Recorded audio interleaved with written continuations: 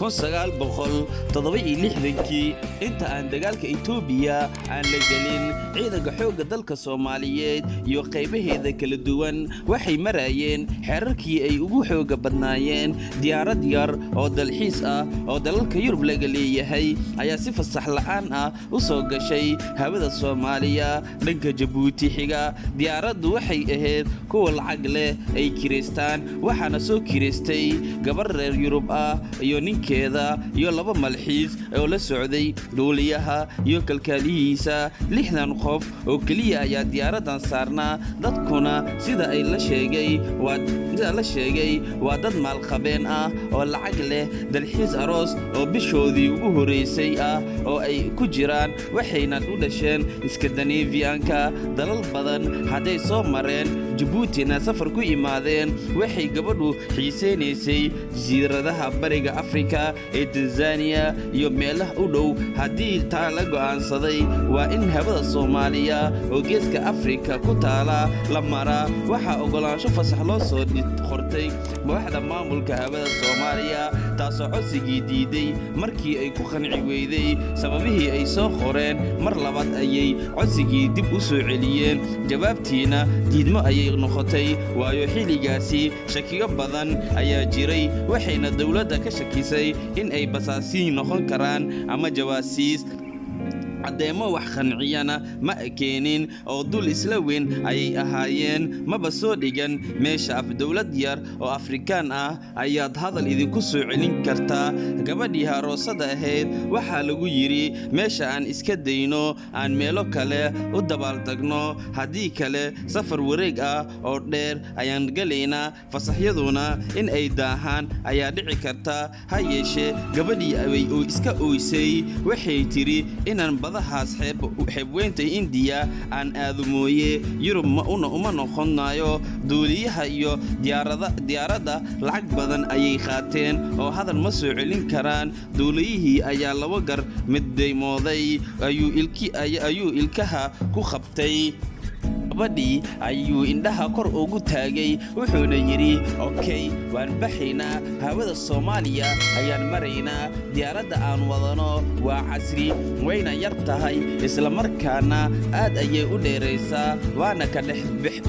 dusaynaa asxaabtiisa ayaa ku yiri Soomaalidu waa ku fasax noo diiday hadaynu na arkaan Soomaaliya arki karaan wuxuu ugu jawaabay muddo yar oo 45 daqiiqo ah ayaan hawadooda kaga bixinaa waa dawlad yar oo Afrikaan ah ma filayo in ay qalab casri ah ay haystaan oo na arki kara hadii ay na arkaan inta ay isgaarsiinayaan oo xiriirku socdo ayaan kaga gudbaynaa diyaarad garooba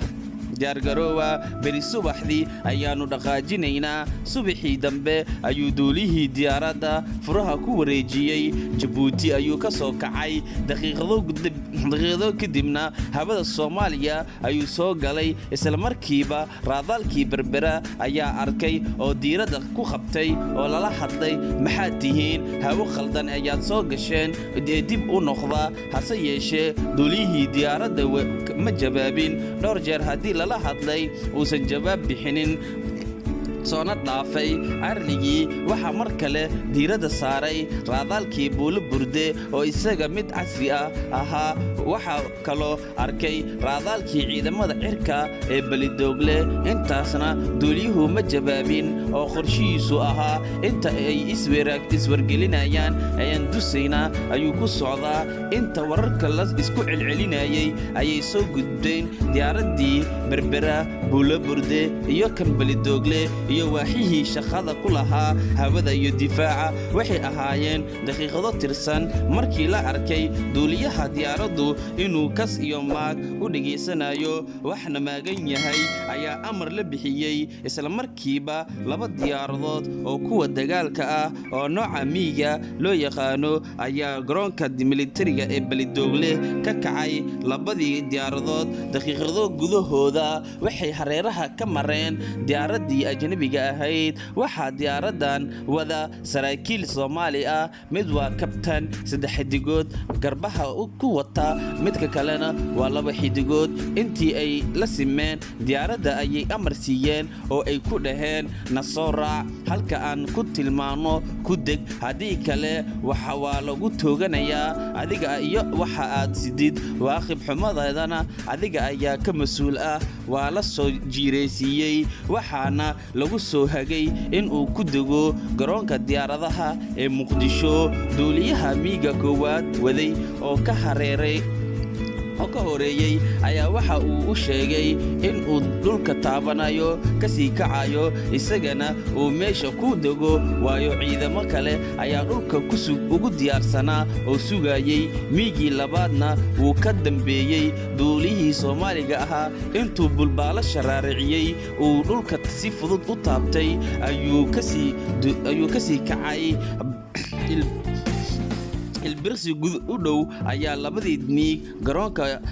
Afasiyooni kor u dhaafeen iyagoo labada dhinac badda iyo bariga kala baxay welina isha ku haayo diyaaradii la soo qabtay si nabad ah in uu duuliyaha diyaaradda yari wado in uusan weli isdhiibin waxaana maankiisa ka guuxayay sidee adiga oo reer Yurub ah dawlad yar oo Afrikaan ah ku celin karta isagana inta uu cagta dhigay ayuu isla markiiba kor u kacay oo dhanka badda u xawaareeyay isagoo isla dhanka badda ayaad xuduudooda dhaqsi ugu bixi karta laakiinse waa hubaantii in uu xisaab khaldan isugu dhuftay Soomaaliyana warkeeda waa uu ku yaraa markiiba 2 miig ayaa ku soo jiireeyay iyada oo u cadaatay diyaaradan iyo duuliyaheeda markaan cashirkii hore cashar ka fiican u dhigaan duuliyihii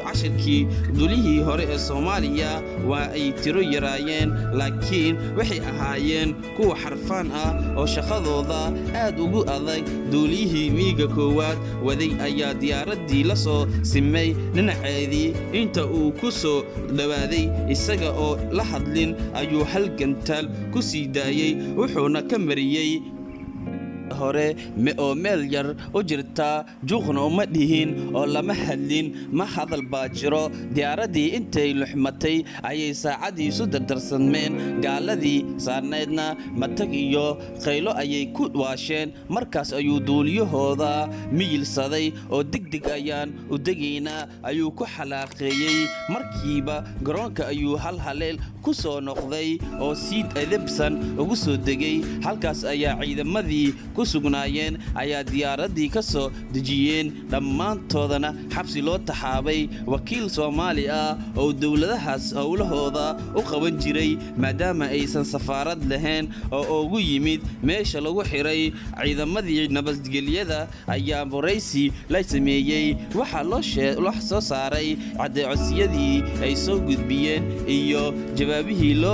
laga bixiyay digniintii ay siiyeen raadeelada berbera iyo buulo burde dhammaan markhaatiyaasha iyo howlwadeennada ka dibna maxkamadda degdeg ah ayaa loo gudbiyey mana aysan inkirin waxa duuliyihii si cad ah u qatay in uu u bareeray in uu hawada Soomaaliya galo mana aan islahayn buu yiri dawladan yar oo Afrikaanta ah ayaa qalab haysato oo casri ah ama idin soo qaban karta laakiin aad iyo aad ayaan Soomaaliya ugu soo qaldamay midaasina marna ma aanan moodeenin ayuu ku jawaabay maxkamaddu waxa ay ku xukuntay xarig iyo ganaax duuliyaha iyo shirkadaysaba kharashaadkii diyaaradii miiga ahaa ay ku kaceen ama ay ku howlgaleen qiimaha gantaalka lagu riday dhammaan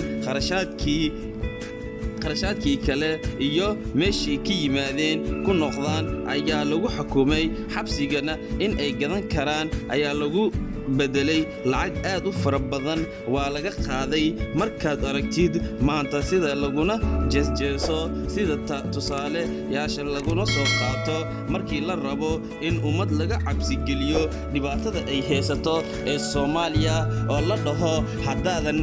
maxalla ka joogin dagaal iyo waxaad u noqonaysiin sida Soomaalida oo kale